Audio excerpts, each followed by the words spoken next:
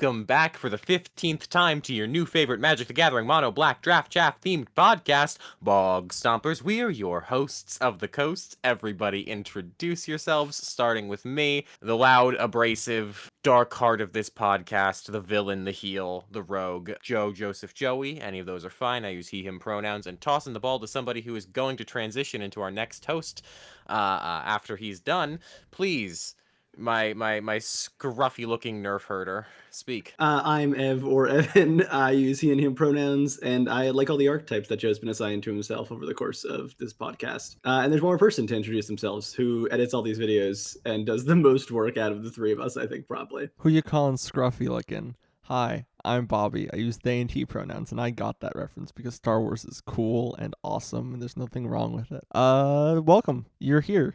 Today we have a very exciting episode for you. We thank you for joining us. We thank you for continuing to watch Annie and Nisea and all of our shorts and other videos and liking, commenting, and subscribing.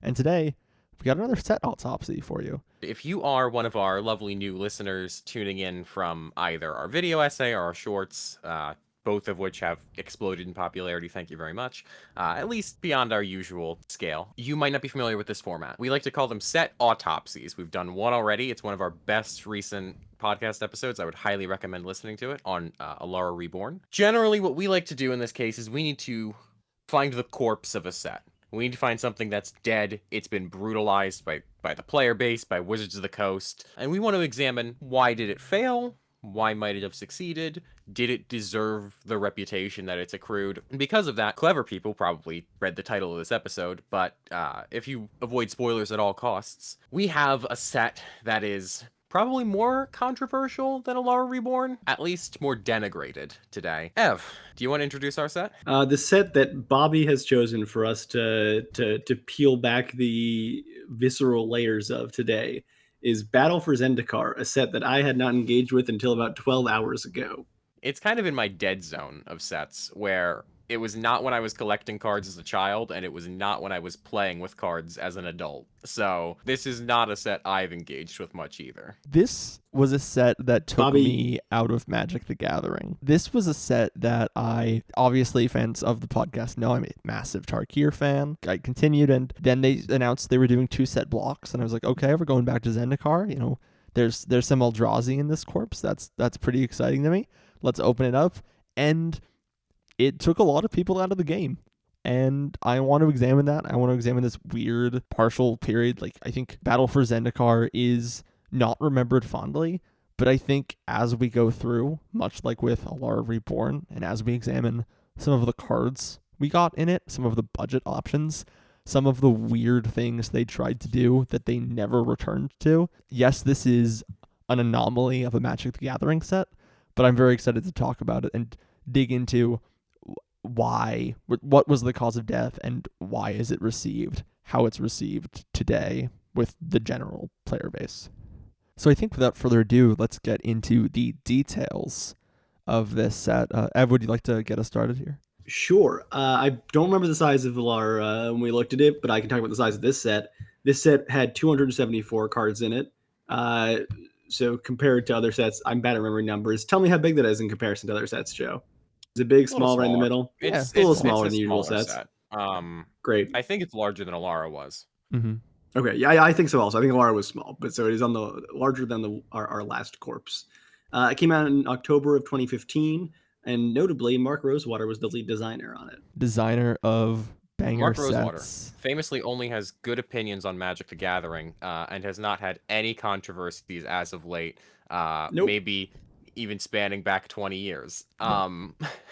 Designer of banger sets like Kamigawa Neon Dynasty, and also Aether Drift. So it's a hit or miss. Let's see what we got with this one. So usually when we do something like this, we talk about the mechanics that sort of build up a set. And we can talk a little more about the set ecosystem. Obviously, Bobby introduced, there was a very notable creature type included here. And that does play into one of the mechanics of the set.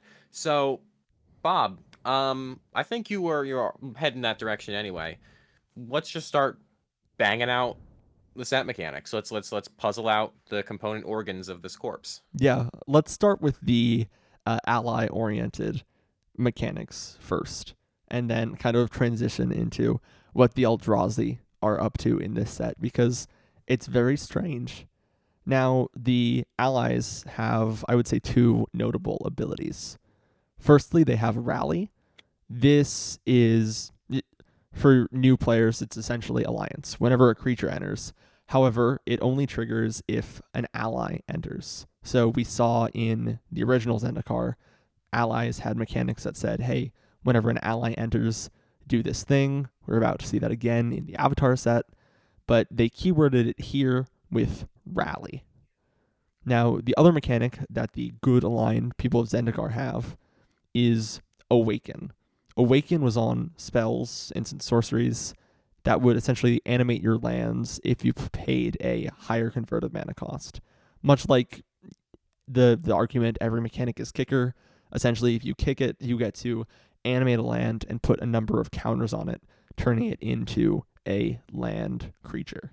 This also synergized with the Landfall cards that are in the set, of which there are some cycles and some commons and some rares and mythics and some high value reprints and the like. So with that all out of the way, that's pretty your standard Zendikar affair, caring about lands, animating lands to fight, caring about allies. Of course, who are Zendikari fighting? They are fighting the Eldrazi. The Eldrazi have two mechanics, notably. One of them is not keyworded, so with a brief glance in the set, you might miss it. So I think we'll dive into that one first, because it's very odd, and also is not really anything that we've interacted again after or before this set. And that is Processors and Exile. This mechanic doesn't really have an elegant name. I believe there's a few cards in the set. What is the keyword? The keyword is called Ingest, which reads, whenever this creature deals combat damage to a player, that player exiles the top card of their library. Essentially, much like Infect, except I guess it's not a replacement effect, so it's more like Toxic in this way. When you dealt damage to players with creatures with Ingest, you would begin exiling cards from their library. This was a little like Mill if you play them alone.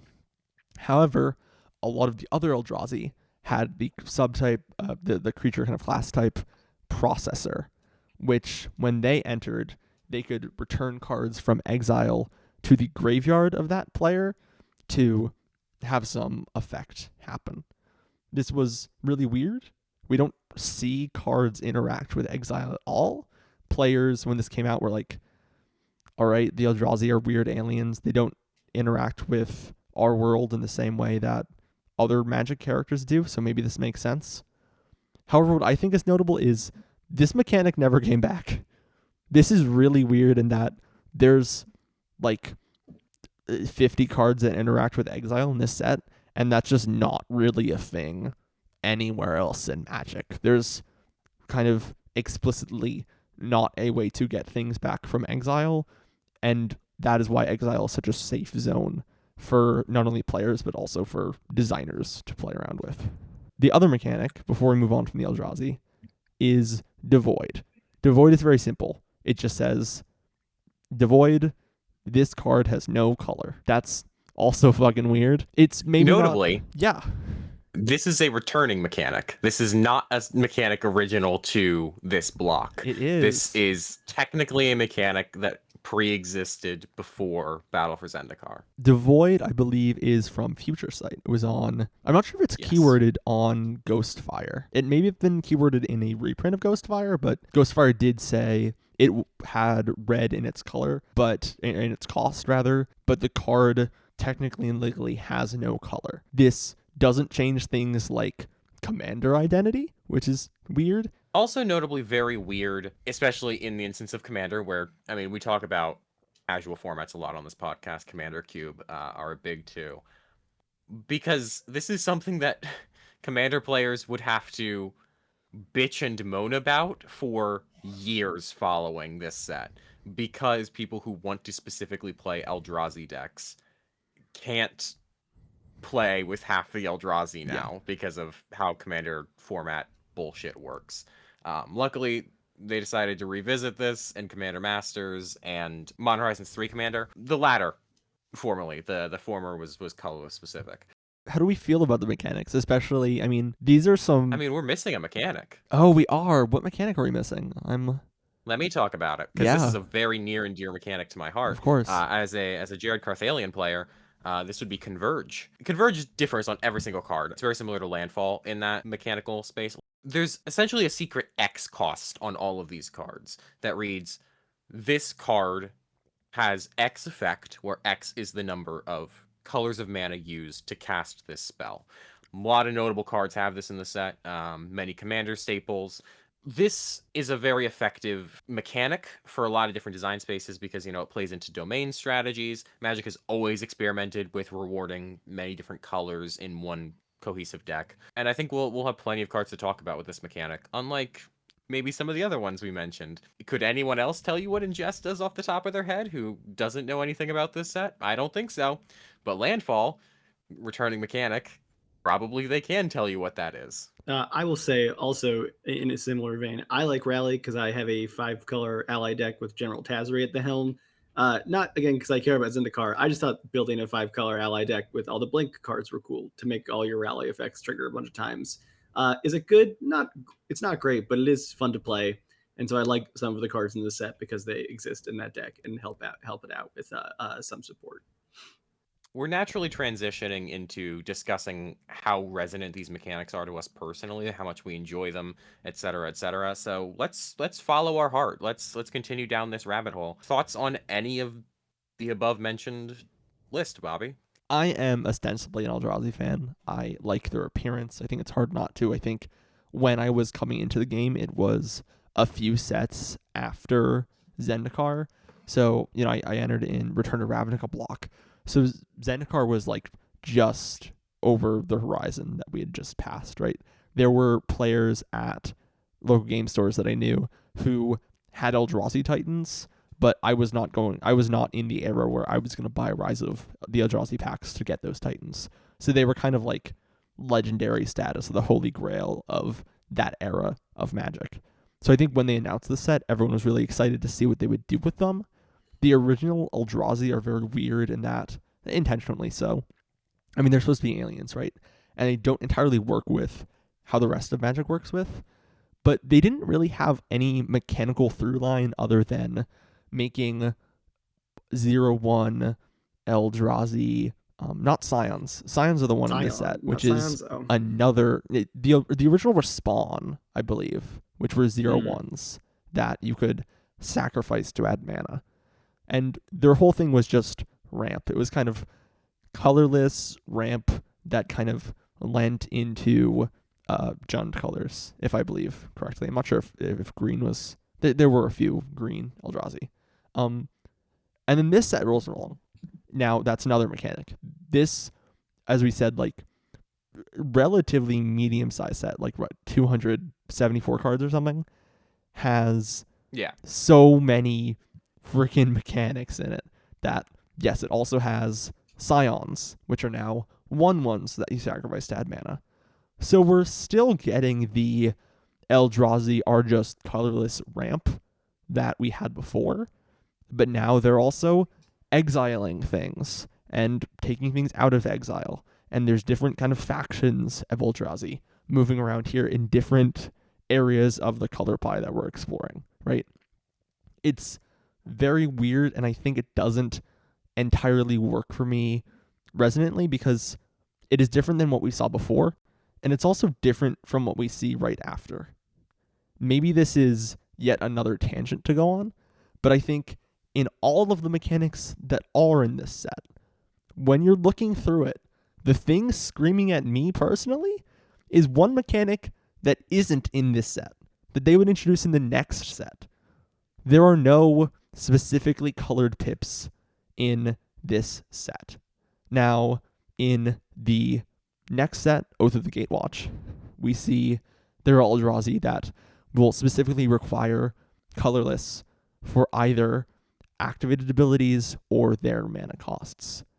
Now, while I think that is a smart decision, kind of offering an evolution to the Eldrazi, kind of showing how Kozilek's Eldrazi Brood work differently than Ulamog's Eldrazi Brood, which are represented in this set. There are so many cards in this set that make colorless mana something like Kozilek's Channeler or the Blighted Cycle of Lands.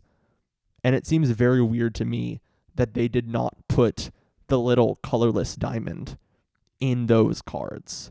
Like, that would have been the perfect tee-off. Much like the original Eldrazi Temple in, not Zendikar, but Worldwake, which led into Rise of the Eldrazi.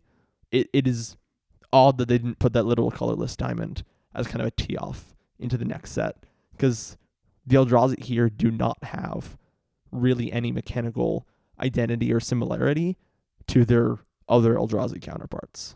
Let me circle back, because you said very boldly that it's hard not to be an Eldrazi fan. I'm going to refute that. It's incredibly easy. I don't give a shit about these cards. I have never given a fuck about any Eldrazi in any set that has featured them. They're boring. They have no motivations or goals. They're not characters. They have no ideology. They're just a bunch of bugs that eat things. Guess what? Magic the Gathering, Universes Beyond, would later introduce the Tyranids, and guess what? They're literally the exact same fucking thing. Like, who cares? They're bugs Every that eat universe has things. these. Whoa. Exactly. It's like, oh, these Wow. things came from outside the universe, and they're going to consume. It's like, yeah, fantastic job writing every science fiction or fantasy story from the last 30 years. With all that being said, what are we really left with, right? If we have an enemy faction that doesn't have interesting nuance, characterization, personality, even an aesthetic vibe that's halfway interesting. Oh, fuck, a third of them are bismuth. Wow, how compelling. We're left with an equally boring protagonist faction. Ev, you're gonna have to defend these guys, because these guys, they're your mans. You need to pick them up from daycare here and tell me why they aren't just stupid little babies that point at each other and go, whoa, more of us. It's so cool. Allies have no actual identity, like ludonarratively. They're just dudes who live on Zendikar, and now apparently also in the Earth Kingdom, because that's what they decided to do with this mechanic. So, like, what's going on here? Why do you enjoy playing with them, even if it's not for their story? I think the game design space is cool for them. I think I like Rally. I like the varied mechanics that all just function off of the same like core principle, and that is why I built them as opposed to necessarily like caring about allies on Zendikar, because I don't care about Zendikar that much. I just liked how they played on paper. I don't know. I like blinking them and giving them a bunch of keywords and effects. I like having a bunch of them ramping up over time, and as there are more of them, they get stronger, which could be argued. That's kind of how most factions work. You have more of them, they're stronger. That's pretty cool. Holy But shit, we just reinvented slivers. Yeah, that's what Holy incredible shit. design space. yeah, it's just I guess it is just kind of worse slivers. that was gonna be my but I point like- too. It's just I like playing worse slivers. what if slivers didn't have a visually interesting design and lore behind them, and we're just guys who are friends? Like, we're so glad that making a your deck that allies I die, own. but yeah. To be fair, Allies is my second favorite 5-color type deck that I own. I like my mirror deck like way more. So you hear that, folks? You have a choice between either a mechanic, a faction with no personality, or one with somehow even less personality. Truly incredible design decisions. Even the ally players don't like playing their ally decks as much as other decks. Yeah, I also, to be fair, I don't play Allies that much, and I've considered selling it before. Because I'm like, I have these 2 5-color decks. I like one of them a lot more, and don't play the other one. And also, I know we talked about this last episode, where it's like to play with the cards you want to play with, but it's like it becomes functionally so much less strong without including all the new stuff they're going to print for Avatar. Yeah. And that also kind of annoys me. And I'm like, all right, I don't use this enough. I don't want to buy Aang or any of the, I don't remember which ones are specific ally cards for Avatar. Bobby, sorry, Ev, it's pronounced Yeah. Ong. All right, It's M. Ong. Night. Mr. Shyamalan. The third Bogstomper, Mr. Shyamalan. Point being, allies were interesting when I built them and fun to play with occasionally. They are kind of just worse slivers now that you point that out. With this full discussion of the story of the set, do you want to hear more about it? Too bad. Wizards purged their entire website when they moved the mothership, so if you want to read the short stories, you have to go on the Wayback Machine, and we can't be fucked. Who knows what happens in this set? I think an Eldrazi loses, probably. That's what always happens. Bobby, what say you to us maybe transitioning away from the overarching set itself, which I think we're rapidly approaching the conclusion the reputation is warranted, and start looking at maybe some individual card designs that stand out as true diamonds in the rough? What say I? I say yes, we should move on. I think that there are some absolutely banger designs. I think, well, the set as a whole does not make a lot of sense. Cohesively, it's kind of doing all of these things in a set that's only some 274 cards big. I think there are some actual absolute like heaters of designs, cards that get run in so many commander decks that should be considered staples that aren't, and also really silly guys. This, I mean, our first episode's picture thumbnail is Spur Grappler. I think we gotta start like shouting out some of the modern little guys. Like this might not be the Spur Grappler of the 20th century, but in the 21st century, we got such heavy hitters as Sludge Crawler. This is 1 black mana for a creature Eldrazi drone with Devoid, Ingest, and pay 2 mana. This creature gets +1/+1 until end of turn. It's a 1/1. What more needs to be said? It's such a little I think this guy guy doesn't have the personality of Spur Grappler because No. he's Yeah, just I like a don't- little Kozilek. I don't fuck with Sludge Crawler as much. What? Look at him. He's a little uncircumcised. guy. He's pretty phallic, Bob. I'm not gonna lie. I did also think that. Well, you're not a true ally. What can I say? A true ally to I almost said to Sludge Crawler. I almost said Grappler, not Sludge Grappler. It's a different card. It's Yeah. not. That would be a better card if it existed. Yeah, Sludge Grappler. Eldrazi Beast. Eldrazi Beast. Yep. Yeah, I mean, I don't know. It's another Eldrazi from this set. Yeah, That's I think the problem. Like, if we want to talk about individual unique cards from the set, half of them are not unique inherently. Yeah. They're just like doing Can the I- same shit as each other. Can I bring up an Eldrazi if we're done with Sludge Crawler definitely very quickly? yes. Okay, I have an Eldrazi I want to talk about. Let me see if I can type this in really quick to our proprietary database of Magic cards. Barrage Tyrant. Now this guy fucking hates little guys and enjoys throwing them across places. This guy stood out to me as I was looking through the cards. It's for 4 and a red, you get creature Eldrazi. Has Devoid, no color. For 2 and a red, you can sacrifice another colorless creature. Barrage Tyrant deals damage equal to the sacrificed creature's power to target creature or player. Terrible Fury, excellent 8. It's a 5/3. I don't know if mechanically it's super interesting. I do like the art of this big Eldrazi going to just fucking chuck this little Eldrazi at someone as an attack. I think that's pretty good. That part I did like a lot. He's gonna just totally throw that guy like super far. This one to me is fun and good. I like this one. This one rules. Yeah. Like, Yeah. just straight up. Barrage Tyrant is awesome. We got Joe to like an Eldrazi. Yeah, this was Yeah, it's because this one's chucking it. it's great. I did it. This was my pre-release promo for the set. I believe I ran a Rakdos Eldrazi build with this, and I believe it was Smothering Abomination, the 4 mana flying Eldrazi that's like a Murderous Rider. Yeah, it's just whenever you sacrifice a creature, draw a card. It's neat. How many games you win?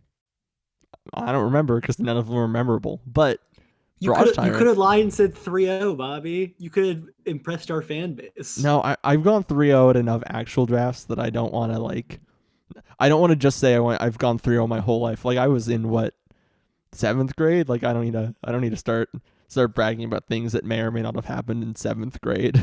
I would have lied and said I went 3-0. We like Barrage Tyrant. We're a fan of Barrage Tyrant. Yeah. Anything else to say about this Actually, Eldrazi? you got me on this one. I do like this Yes. card. I think it's goofy. It's goofy and fun. I have another Eldrazi later, but that's later.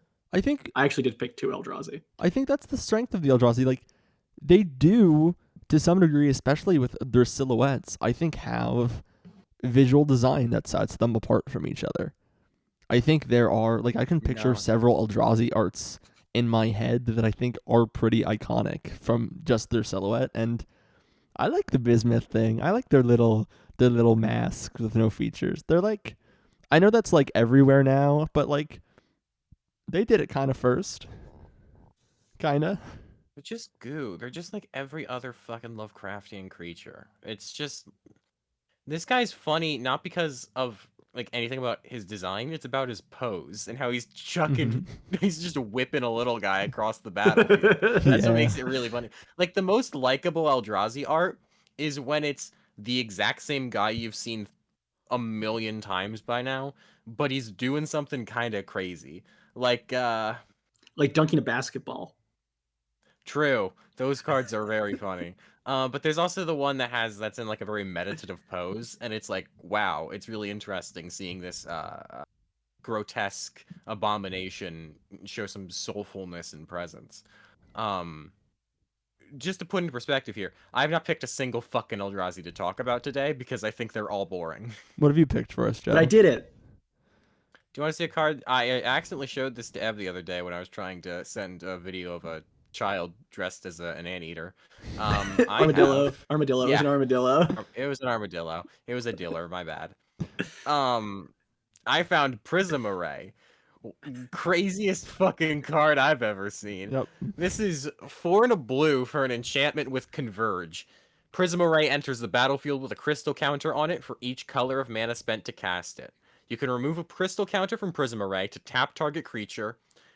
Then, you can also pay 5 mana, Wooburg, one of each color, for the effect Scry 3.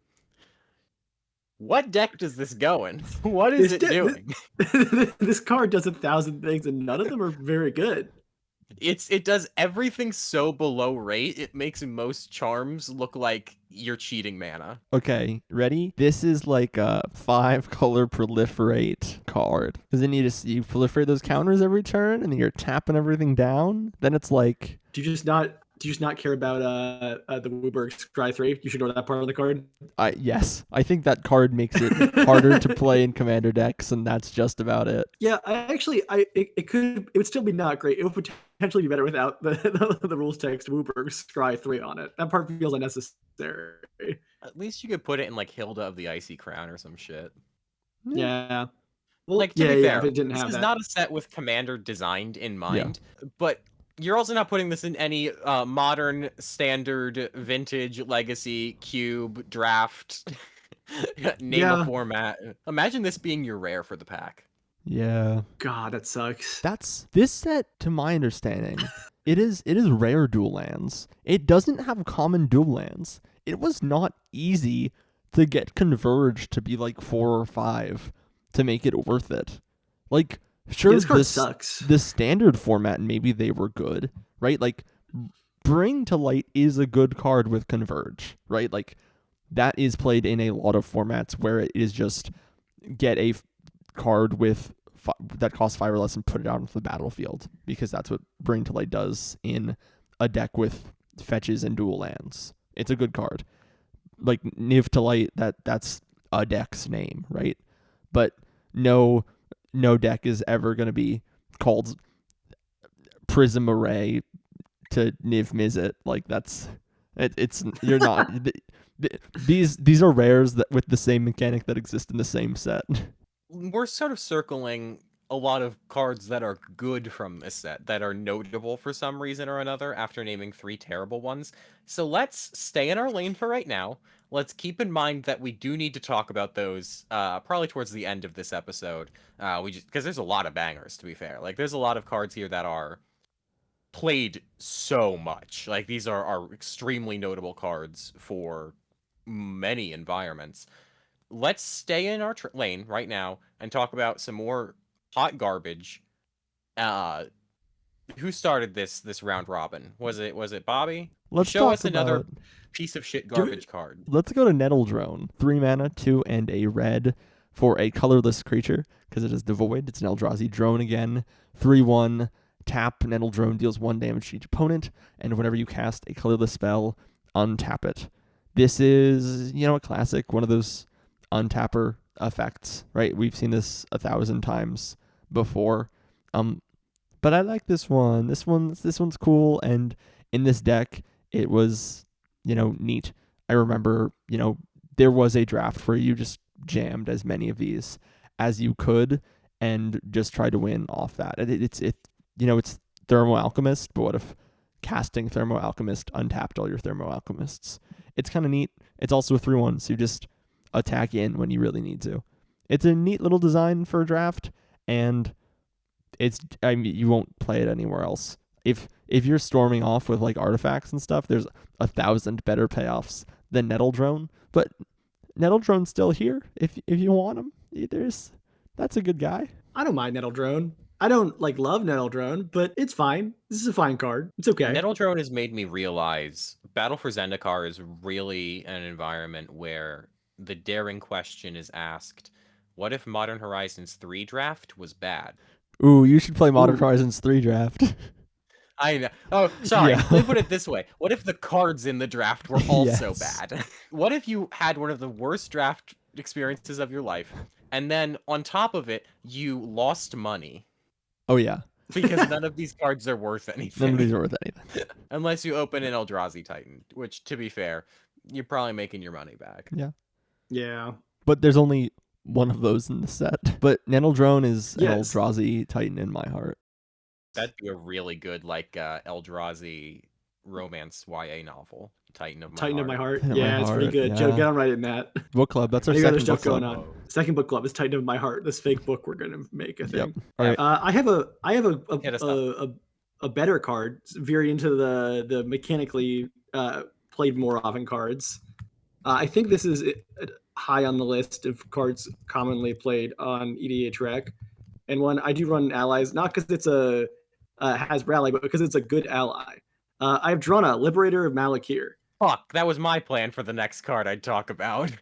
Fucking get to a new one, buddy. This card's awesome. This card fucking rips. For 1 and 2 black, you get Legendary Creature Vampire Ally, flying first strike. Whenever Drana, Liberator of Malakir, deals combat damage to a player, put a +1/+1 counter on each attacking creature you control. I will not live as a slave. If you would be free, then fight alongside me. She is a 2/3. This card's awesome. I love this card. This card's great. It's probably my favorite Drana. Yeah, It's so sweet. I think it's a great effect. I think it's a great use of first strike she swings in and buffs all the other stuff you're attacking with. I like that. I think it's awesome. Yeah, I know I recently on this podcast called Dina Soul Steeper my wife, but I shouldn't finish this joke. I play Drana in my Rada drawback deck because every Orzhov legend can go in that deck, and she's a good one when you just want to swing in with a bunch of zombies. I also think the vampire storyline in Battle for Zendikar and Oath of the Gatewatch is the best side storyline that's happening, whereas most of the fighting is, oh no, we're dying, the Eldrazi are killing us, let's kill the Eldrazi. That's kind of boring. But the vampires are kind of having this civil war because it turns out their religion was worshipping these evil titans that just want to devour everything, and some of them don't like that. I think the carryover between original Zendikar and Battle for Zendikar with the vampires in specific is maybe the only interesting thing they did with the world building that was not there before Battle for Zendikar. I'm learning so much about the Zendikar story right now. This is awesome. It's kind of interesting because the merfolk have a similar situation going on, but there aren't very many notable merfolk characters from Zendikar that we give a shit about. Yeah, we care about this guy. There's also the guy from who's in Oath of the Gatewatch, who's he's standing there, you know his art. I'm doing the pose right now. Trader of Get. Kalitas? Yeah, Kalitas. Yes. Yeah, it's cool Kalitas, Blood Chief of Get, who becomes Trader of Get. Yes. I thought you were talking about a merfolk. Oh, no. Merfolk who stands like that. No, there's no interesting merfolk. Anyways, yeah, I think there's some tons of little interesting things we can discuss with Drana because it's a good Magic card. I think this would be an interesting addition in a Ninja's deck. This would be a really good thing to Ninjutsu back to your hand after you get the effect. It's cool. It's neat. But so we don't spend too much time on Drana. Let's talk about my card. And this is a card I run in one of my decks. I do really, really like it. Not so much because of the, synergy it has with the type that the rest of the deck shares, but more so just because it's a really good standout card. I'm talking about Drana, Liberator of Malakir. This card is, I would say, a great addition in my vampires list. It punches above its weight class. I don't think we talk about this enough. I don't think this card is brought up enough on podcasts. So, does anyone have any thoughts about Drana, Liberator of Malakir? It's a really cool card. I think the combination of flying for a strike to get a effect out early is really great. Yeah, I agree that we don't talk about it enough on podcasts. I think we should bring it up more. Yeah. I also like how, this reflects on the story of the vampires in the set, and how the difference between the original Zendikar story and the new vampire story is really cool. I think, yeah, more podcasts should bring this up. I agree. They should say it as many times as they can on the podcast. All right, to stop being a little fucker, I actually do have a little thing I want to talk about. Zendikar is obviously like the lands matter plane. We talk about lands a lot on it. Green is foremost in lands. Like, any lands deck has to have green. That's pretty, unless you're playing like Dak and Blackblade, the original, and who is doing that. That being said, this revisit to Zendikar does something really, really cool that we'll see in the future, and there's actually a recent set that I want to talk about in relativity to this, where there's really quite good mono red landfall cards in this set. Dragon Master Outcast gets reprinted. We see the first Akum Hellkite. There's the Phoenix. There's all kinds of these cards that you would genuinely want to see in a lands list. Additionally, like, just to support Omnath, our second Omnath who shows up, we have all these landfall synergies and packages. Later on in once we revisit Zendikar and Zendikar Rising, Phylath sort of takes over Omnath as the Gruul elemental commander. But Red Landfall is really, really interesting because Final Fantasy was the first set recently to lean heavily into that, where mono red was a big landfall theme and like had effects that let them gain extra lands. And then Edge of Eternity's had quite a few interesting ones too. Multiple Kov that are in just red. Can tutor up additional lands and create lander tokens and do these things. And I think we're kind of on the cusp of a real deck archetype, maybe even for formats beyond casual ones. And I would say the start, like the seeding of this, happens here and now in our revisit to Zendikar for mono red landfall. This is just like my own little pet theory. I have all kinds of decks in the background that I'm observing. Dogs was my old one in a post-Rin and Seri world where I was trying to figure out when that would be viable. And this is my new little pet project. I want to see how people brew, I don't know, like Ben Aki Hermit. So what do we think about the landfall, I guess, effects of the set more widespread? Yeah, I think this is very much inspired by Valakut from, original Zendikar block. I think they took that and are like, okay, how can we make red landfall different from green landfall? I think that's the interesting thing, because there's there's the existence of the red-green landfall archetype a lot. We've seen that, in tons of formats. But I think here it's like, and also I think they do this, not to talk about more Zendikar sets, but they do this in whatever the Return to Zendikar set was. A Battle for Zendikar is what that's called. The Return to Zendikar. Oh, Zendikar Rising. Zendikar Rising, which is, again, not a entirely memorable set, but is a set that had like Boros Landfall as a really competitive archetype and a really fast archetype in that draft. That I think landfall minus green is something that's interesting. Not just red landfall, because we've seen red landfall with green landfall, but I think red X that's not green landfall is really interesting, and I hope it's something they continue to do. I mean, Koth has been freed from New Phyrexia, so whatever new Koths we get are going to lean into that. You were mentioning Zendikar Rising. Valakut Exploration was a killer card. Like, that's just a card so many decks run. I've recently been looking at building Bruce Tarl Roving Rancher, which is exactly Boros Landfall, and it's a really sort of interesting. It's not technically Boros Landfall. Let me put it this way: it's Boros lands, because you exile lands, you get oxen. But that's my little pitch. That's my conspiracy for the seeding of mono red / red X landfall beginning here in all earnest. What else do we have to talk about? What other weird, goopy, silly, goofy, funny guys exist on the plane of Zendikar during this revisit? I want to talk about the Waterveil. I think that's a really funny card. 6 mana extra turn or 9 mana extra turn with a big 6/6 land. That's just cute. I think this should be what more mythics look like, of just like a big dumb spell. Like, that's great. All the Awaken cards are, I would argue, unplayable, but not shamefully so. Like, they're all, if you make an Obun deck, sure, you can run all of them and not feel bad about it, because of their modality. Like, can defend playing these bad cards. You too can make your land susceptible to creature removal. Do we need Don't to worry, get they into fixed competitively that with viable? earthbending. They did.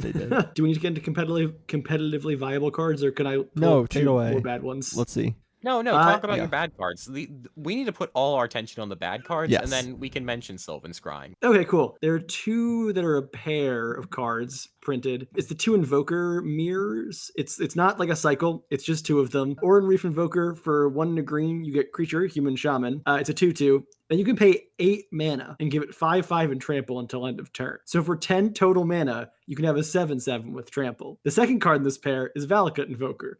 Creature, human shaman for 2 and a red. You can pay 8 mana to make Valakut Invoker deal 3 damage to target creature or player. It's a 2/3. How do you feel about these 2 cards? Because I think they're not great. I mean, like, let's be fair. They're invokers. They're not supposed to be good. Like, this is Yes. such a storied card design legacy, and they end games. You're like, oh, it's a 10 mana 7/7 that you have to put mana into every turn. It's like, yeah, but it's a 2 mana and then an 8 mana investment into killing your opponent dead. They're for the limited environment. Yeah. You're never going to see them Yeah, again yeah. unless somebody's playing that shitty Baldur's Gate commander that you don't even run the Invokers in, because the Invokers are the worst things that cost 1 million mana to do. Mm-hmm. I think of the original The Rise of the Eldrazi Frostwind Invoker. That's just a 5 mana 3/3 the flying, which is fine, I guess, in limited at the time. But then if you pay 8 mana, you'll just win by giving your whole board flying. That's fine in limited, and anywhere else, it's nothing. I'm glad you brought these up. By the way, we did kind of wink at the camera and say I'm glad that we have our own bespoke in-house searching engine. But in case you're not somebody who listened to our last episode on Shards of Alara, we are using the MTG Wiki and Scryfall for all our searches here. Full credit to them. We're not just reading off of it. There's going to be a lot of interesting information that you should be looking into. You should visit those sites. Give them money if there's a way to do that. Some of the more textbook factual stuff of what are the reprints in this set, very basic academic things, we need a reference point, and that's what we're using. So shout out to the fine editors over at the MTG Wiki, now at mtg.wiki. All right, are we going to talk about notable cards, important cards, valuable reprints? I think it's important to talk about the 18th most played card of this set from EDH Rec is this card. I'm not sure if you've heard of it. It's called Drana, Liberator of Malakir. That's a good one. That's a good one. It's a good one. I'm not going to read it out again. No, the bit is over. We referenced the bit and we can move on. No, it is. It like that's a card that sees play though. Like that warrants. Yeah, it's something. yeah. It's a good card. 2 of us run it in our deck. Sorry, 3 Yeah. of us run it. All of us run it in our Yeah, all of decks. us run Drana. Yeah, We but care let's. about literally every single piece of the stat line. Bobby cares that it's a legend. I care that it's a vampire, and Ev cares that it's an ally. We should rebrand Bogstompers. I'm Liberators joking. of Drana, Malakir. Liberator of Malakir. That's the name of our Yep, podcast. that's our new hit podcast, DLM. Should we talk about Do some we real want to just kind leaders? of talk about the elephant in the room of the most important card in this set, Zulaport Cutthroat? Yeah, we Good can. card. It's in every single. Yeah. If your deck is running Blood Artist, it's running Zulaport Cutthroat. It's a 2 mana creature, human rogue ally. Whenever it or another creature you control dies, each opponent loses 1, and you gain 1. It's a 1/1. I do really like the flavor text, which is Eldrazi. Ha! Try walking through Zulaport at night with your pockets full. Now that's dangerous, because this guy could not be bothered by the whole thing that the set is about, and that's really funny. Also, because most of the triggers that you're getting from the draft are from Eldrazi scions that you're sacrificing. Plenty times, they did it with the revisit to Innistrad. They did it in Midnight Hunt with Unruly Mob, where they're like, yeah, we dealt with all the other shit in the past. These big werewolves, fuck them. We don't care. It is kind of nice. It's a little bit of schadenfreude if you're like me and don't give a shit about the set's conflict, that there's other cards in the set that are basically saying, yeah, we don't care either. What are some other notable cards? Yeah, I want to start with Commander, because that's the thing we most of the time play.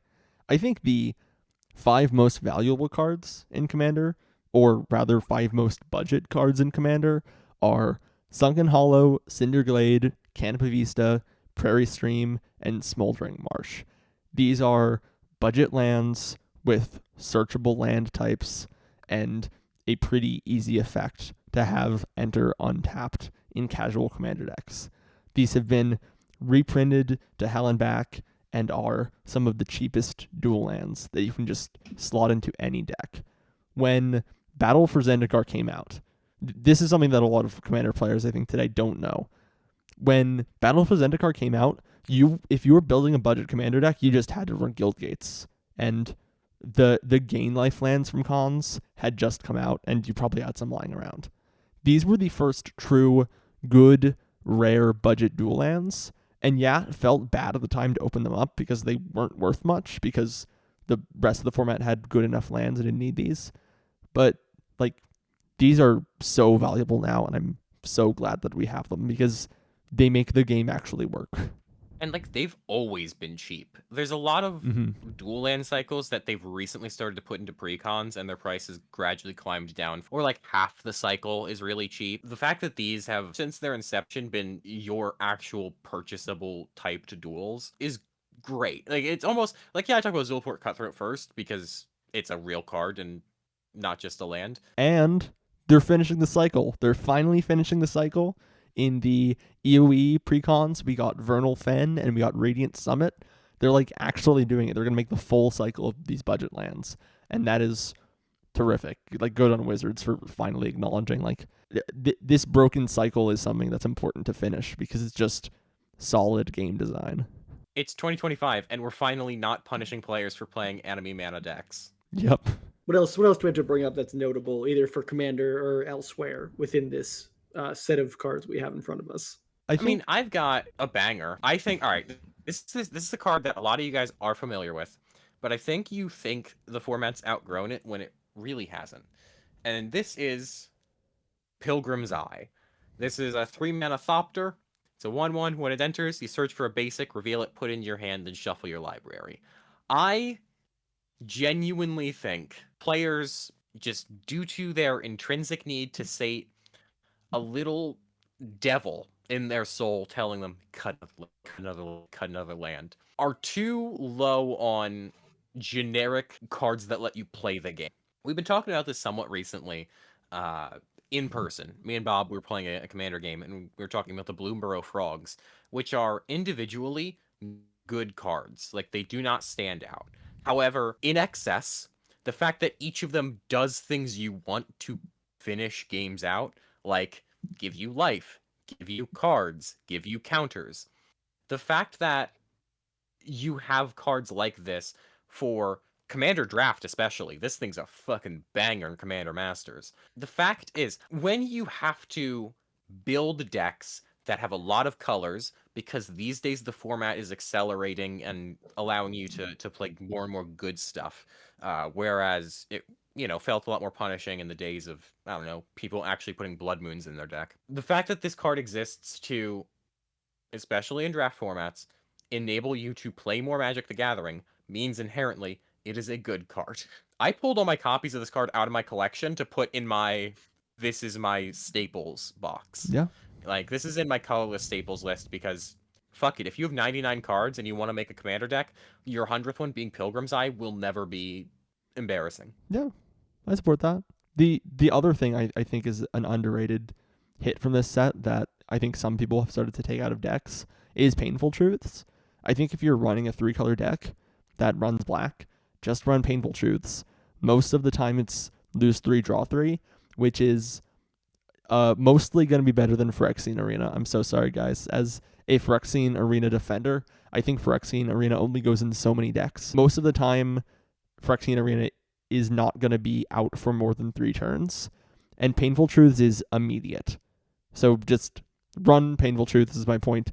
It's a great card. There's a reason it's just behind a hit card called Drana, Liberator of Malakir in EDH popularity. And I think it deserves to be in more decks. They put it in so many precons. I run Painful Truths in my Jared Carthalion deck. I run most of the Converge cards because a lot of them are pretty big bangers. Like, if we're visiting here, Radiant Flames and Bring to Light, they do work. Any other cards you want to talk about with kind of their competitive applications, or are we ready to wrap it up? I have one. Yeah.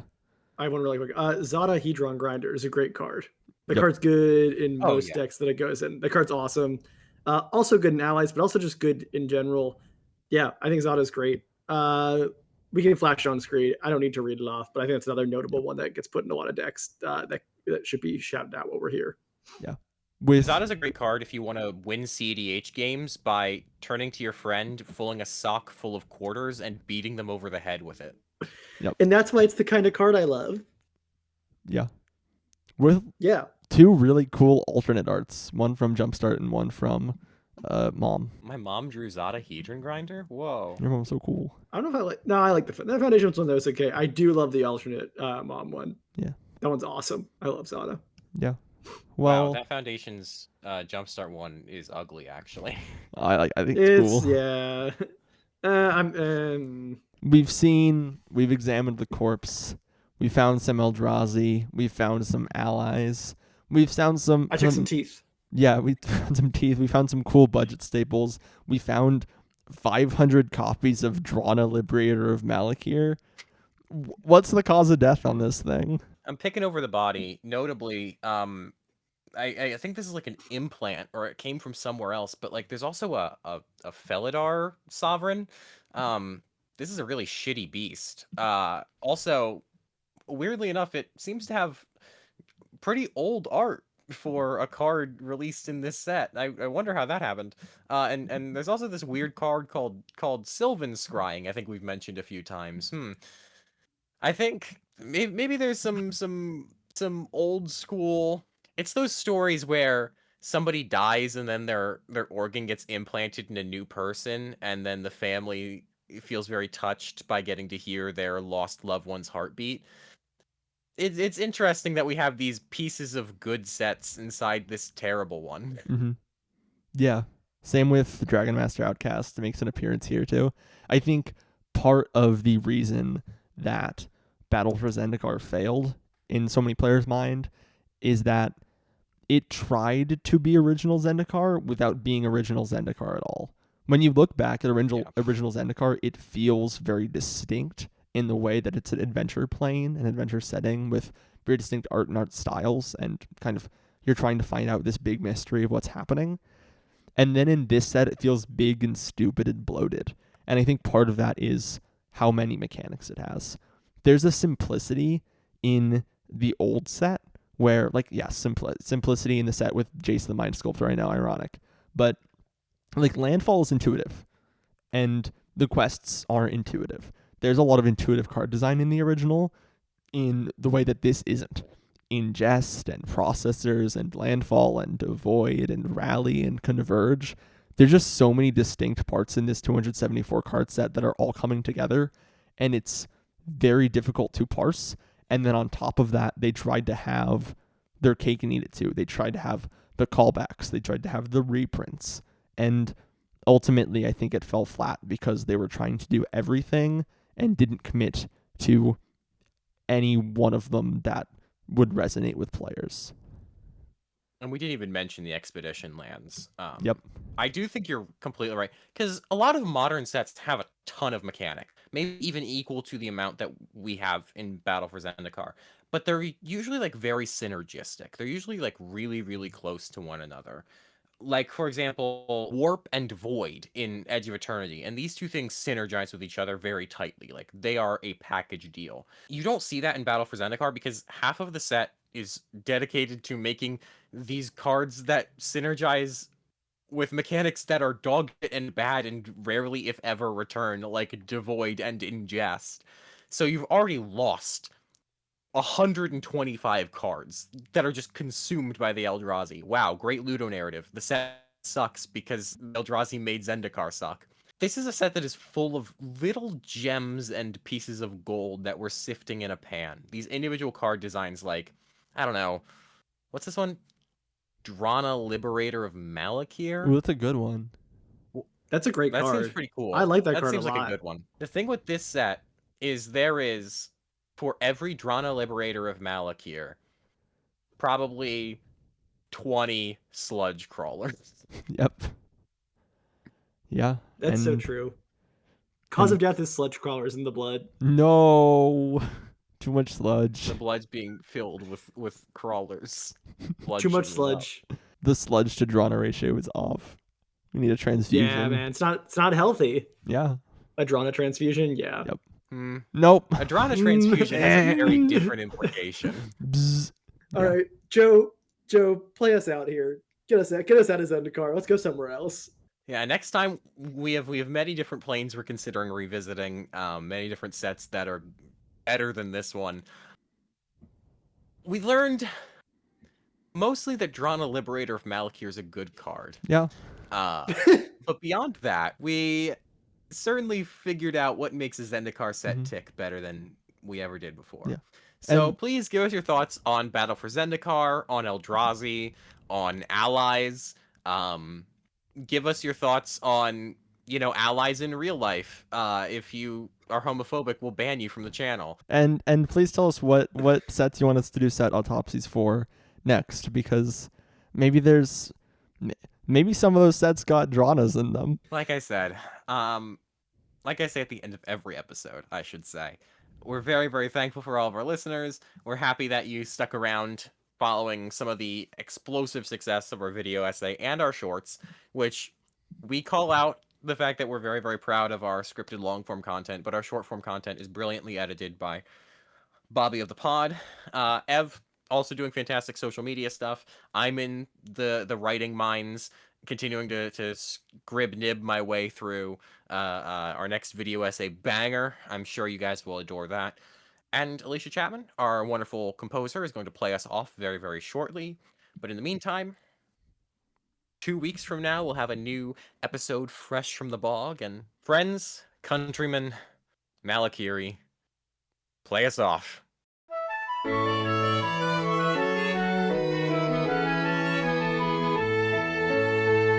Bogstompers, a Magic the Gathering podcast, features art by Jay Howley, music by Alicia Chapman, and is edited by Bobby Fasciano. Hey, that's me. If you want to help the podcast out, consider liking, subscribing, and sharing this with your friends. Every little bit helps make this the best Magic the Gathering podcast out there. Peace.